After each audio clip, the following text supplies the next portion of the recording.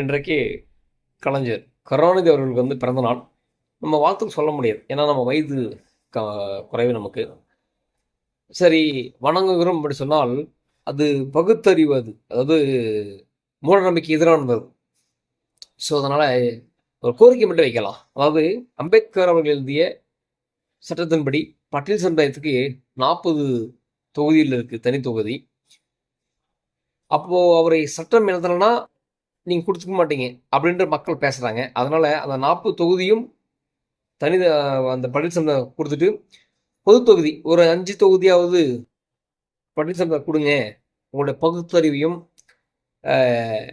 சமத்துவத்தையும் தாங்க அப்படின்ற இந்த பிறந்தநாள் நம்ம வந்து கோரிக்கை வச்சுட்டு, ஏன் வைக்கிறோம்னா வன்னியர்களுக்கு தான் 10.5% இடஒதுக்கீடு தரல.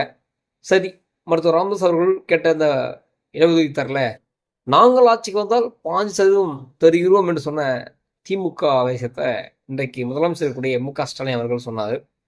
அதாவது கொடுப்பாரா இந்த பிறந்த நாளில்? அப்படி கொடுத்தால் கலைஞர் அவர்களுக்கு வாழ்த்துக்கள். அப்படி கொடுத்தால் பகுத்தறிவு, சமரசம், சமாதானம், சமத்துவம் அப்படி சொல்லிட்டு மீன்மூலம் அந்த கட்சி வளரணும்னு சொல்லிட்டு நம்ம கோரிக்கை வச்சுட்டு விடைபெறுவோம். நன்றி, வணக்கம்.